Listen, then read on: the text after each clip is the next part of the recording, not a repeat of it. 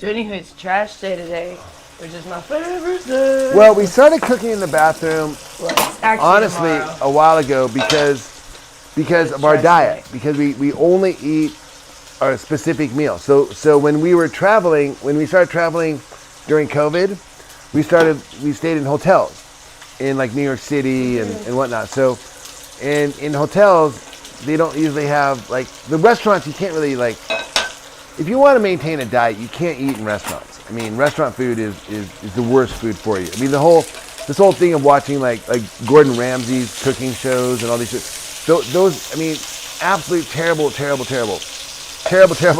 you. Terrible food. It's very, very rich and decadent. So the best thing for you to do is prepare your own meals. Now, to get a kitchen in New York City to rent as a hotel is very expensive. Now, we did have that for a while. For a couple months, we played, during COVID, it was like the rents were cheaper, so we were able to get like the place called the Stewart. We talk a lot about the Stewart. The Stewart would rent out literally 1-bedroom apartments. These were it's like you had a bedroom, you had a living room, and then you had a kitchen. Yeah, it was so nice. Like the whole, like a corner unit floor. We had like windows. That's why Richard kept insisting we stay there. I wanted to stay there. She's like, no, they're ripping us off. I don't care. They're scamming us, no. And he's like, no. And it took us 5 times. After the 5th card we canceled, and the problem with canceling our card is our card came here because we would use, this is our permanent address while we were like living in other places. Thank you, Annette So Young. we Exactly. used Gloria's address as our permanent address, even though we didn't live here, but it was like since we were living in hotels. So the cards, when we would have to cancel them, would come to here, and we'd have to get Gloria to mail it to us. But that was so difficult to get her to mail us something. Sometimes it would take like 2 weeks for Gloria to get it mailed to us.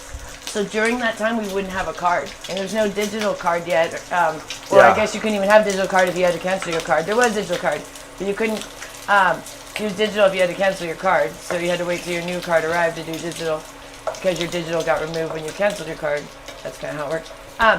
And so, anyways, like, we would have to find hotels that only took cash, which is almost impossible. That's very rare these days because they don't trust the employees. That's why they don't take cash. Because what happens if they take cash, an employee can act like someone didn't stay there, unless you have someone watching them, which this is, talking like before they have cameras. Now they probably have cameras everywhere. But so they stopped doing cash a long time ago because you can't trust employees. They'll pocket the money from the guests. Hi, babies. So very rarely do hotels accept cash.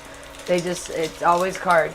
And if they do accept cash, they usually require quite a large deposit because they want your card so they can charge you for incidentals or if you break anything or whatever, So we had to search around, what do you call it?